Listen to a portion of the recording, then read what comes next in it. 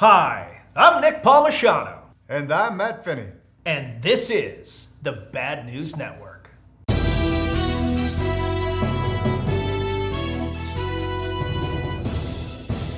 In the wake of the horrific school shooting in Michigan, there have been calls for gun reform once again. In this case, none of the laws generally proposed would have had any impact. The murderer used a handgun. His parents bought it legally and passed a background check. The real issue is that he had the gun, which is illegal already. His parents are being sued for manslaughter, which is highly irregular given these types of cases. But I think in this case it makes a lot of sense, and I think it should be the standard going forward. You can't give your kids access to weapons. Hear me out. I take my kids shooting.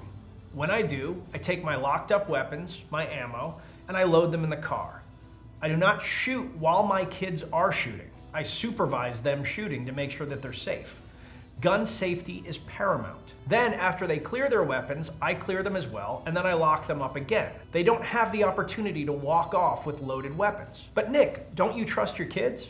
I do. But gun ownership is my responsibility as an adult, not theirs. When they turn 18 and become adults, they can decide if they want to own their own weapons. If they do, then the weapons they buy become their responsibility. If I leave out a gun and one of my kids goes on a shooting rampage, yeah, there's something wrong with that kid, but the tool in his or her hand was my responsibility. But this goes to a broader issue that I've noticed as a parent. My kids all do sports. Sometimes they win, sometimes they lose.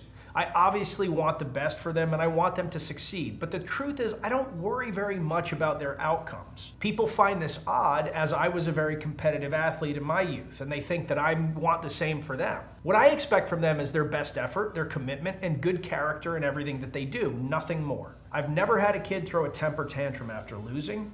Why? My expectation is that they act like adults. I've never had a kid showboat after a win.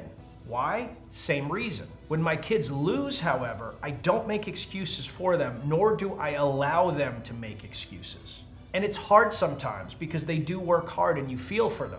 Maybe they lose by a point and the ref missed something on the edge of a wrestling match. Maybe the ref missed a hold in football. Maybe.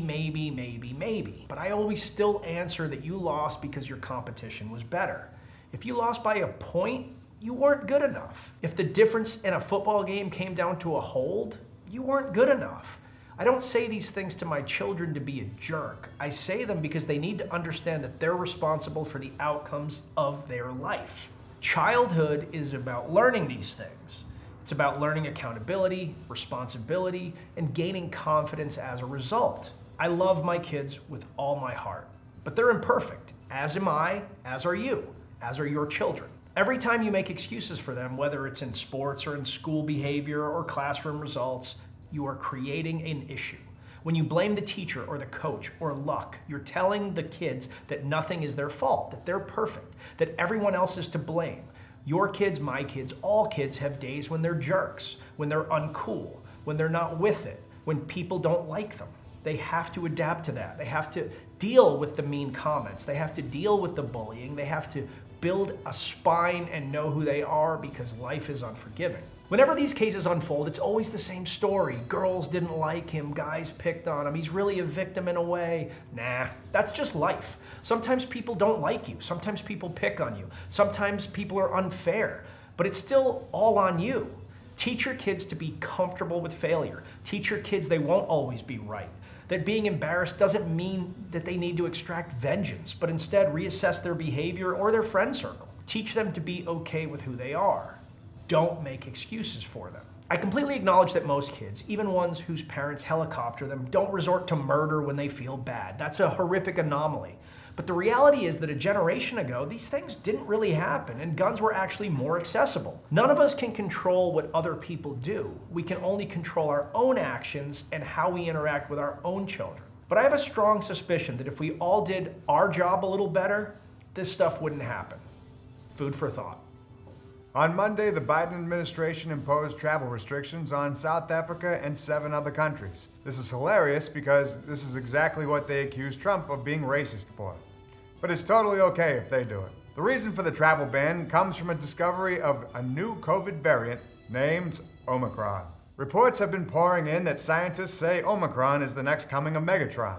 Destructive, evil, and hell-bent on taking over the world. They also say they have no idea how severe it is or how current vaccines perform against it. So while the name is super cool and super villainous, the news is pretty sensationalist so far. So before you go calling on Shia LaBeouf, give this story time to roll out. The Supreme Court has been weighing in on whether to uphold Mississippi's 15-week abortion ban, which has greater implications as it will determine the fate of 1973's Roe v. Wade decision legalizing abortion. Speculation is that the conservative-leaning court may overturn the landmark case, presenting real problems when it comes to women's rights to abortion. In addition, if the Mississippi ban is upheld, it would set a precedent that would give other states the right to encroach on abortion rights as well. It is believed that abortion would become illegal or at least severely restricted in roughly half of the states across the country if Roe v. Wade is overturned. According to reports, we may not know until June whether or not the Supreme Court will uphold or abolish the 1973 ruling. China is a bit bent out of shape after not being invited to the Biden democracy dance. President Joe Biden plans on hosting a democracy summit with 110 countries, which China sees as a direct rebuke to their autocracy. It is. In response, China has been very vocal about how they put their people first, as long as it doesn't come before the government. That's what she said.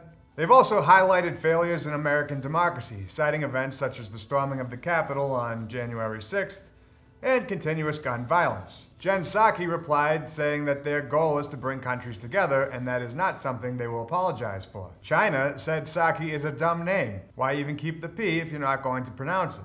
Meanwhile, Russia's over there like, I'm going to change my country's name to Putin and call it a day. In lighter news, dozens of people were snowed in at the highest pub in the UK. The majestic Ten Hill in Swaledale, Northern England, houses around 60 people throughout a massive snowstorm. There's no bad news to report. There was an Oasis cover band called Noasis that stayed there as well. So everyone basically just ate, drank, and sang along with them the whole time. It was actually a pretty great stay, as many commented on Facebook. So if you're traveling to Northern England, stop by the Town Hill pub because apparently it's smashing. World-famous French actor Jussie Smollett is at long last on trial for faking his own racist kicking back in 2019. To briefly recap, Jussie hired two friends to perform a mock beating that he would later blame on white guys with MAGA hats outside downtown Chicago in the winter. This case made headlines initially, but never so much as when Dave Chappelle gave his rendition on how the events unfolded and forever changed the name of he whose name I can't remember anymore because his name is Jussie Smollett. One of the racist MAGA white guys, Abimbola Osundario, testified earlier this week. He stated that Smollett paid him and his brother $3,500 by check for the fistic front and $100 cash to buy bleach, rope, and MAGA hats for props. The defense attorney is using the check exchange as defense by saying that no one would be that stupid as to hire someone to fake an attack with them and pay them with the check. It's all very embarrassing and not at all gangster to be in a courtroom and to hear your own defense call you the dumbest fake victim ever, and therefore you should be innocent. Jussie is facing felony charges of lying to the police, and it doesn't look like the juice was worth the squeeze.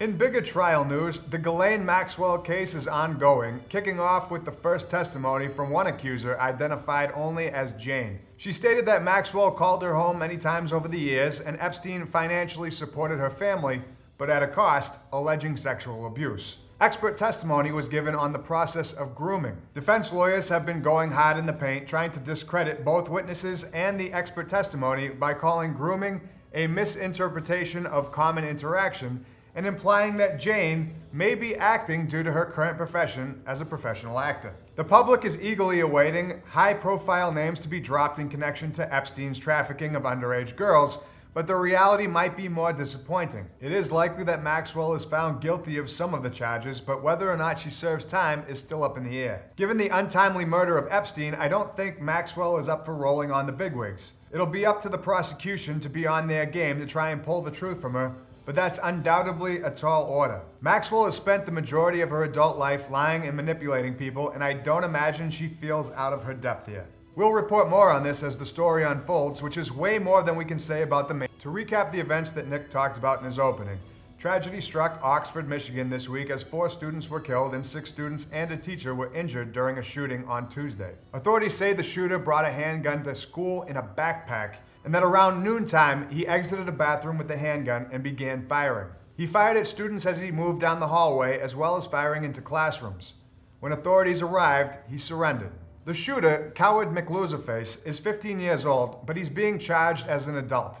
He was a sophomore student at Oxford High School. He is currently charged with terrorism causing death and 4 counts of first-degree murder, as well as 7 counts of assault with intent to murder and 12 counts of possession of a firearm during the commission of a felony. The defense has entered a not guilty plea on the shooter's behalf. Officials right now are trying to figure out whether or not the shooting could have been prevented. Evidence shows that school officials and the shooter's parents were aware of concerning behavior prior to the tragedy. The shooter and his parents met with school officials the morning of the attack. Currently, prosecutors are determining whether or not to charge the parents as well. The shooter posted on his social media that the firearm he used during the school shooting had finally arrived. It was apparently purchased by his parents days earlier. Many are complaining and asking why the student was allowed to go back to class after the meeting with the front office that day of the shooting, but realistically, it's not likely that anything so egregious happened that would warrant his expulsion from school. Among the victims is Tate Meyer, a 16-year-old football player who had been on the varsity team since he was a freshman. He was also an honor student and apparently well-liked by all of his peers. According to reports, Tate attempted to rush the shooter and disarm him, but died in the process. Our condolences to the Meyer family for the loss of their son, whose character was the kind we should all aspire to have. And finally, in Florida Man news, if you've ever been looking to spice up your relationship a little bit, there are plenty of ways out there to do it. One way that's not advised by the Florida State Troopers is to elicit a BJ from your spouse in the back of a highway patrol car. But that didn't stop 24-year-olds Yorban Alberto Noah and Summer Joy Watkins. The two were pulled over in a black BMW because a seize order was out on the car. The officer graciously escorted them to a gas station so they could make travel arrangements and the car could be towed. The trooper allowed the two to wait in his patrol car. Miss Watkins entered the car first and apparently yelled, "Baby, we should record an OnlyFans video back here." Then she asked the trooper, "What if I suck his dick back here?" The trooper advised Watkins that BJs were not on the list of approved actions in the back of a patrol car. That is reserved for fire trucks. Now was next into the car, and the troop figured Miss Watkins had understood his position. He was wrong. The next thing the Florida State Trooper heard was now yelling in the back of the patrol car saying, 5-0, can you all hear me? She's sucking my dick in the back of a state trooper right now. Neil was arrested for a controlled substance that was found in the back of the BMW. Troopers arrested Miss Watkins shortly thereafter, leaving her at the Shell station when they realized there was a broadcast from the back of their patrol car. Miss Watkins is charged with fluid and lascivious behavior and a breach of peace. Their OnlyFans subscriptions are through the roof though, and their relationship has never been spicier. And with that, I'm Nick Palmisano. And I'm Matt Finney. And this is the Bad News Network. Our news is at least as bad as the news you're getting already, and I hope you have a great weekend. As always, you can get 25% off Ranger Up using code BNN at rangerup.com. And that's really all I want to say.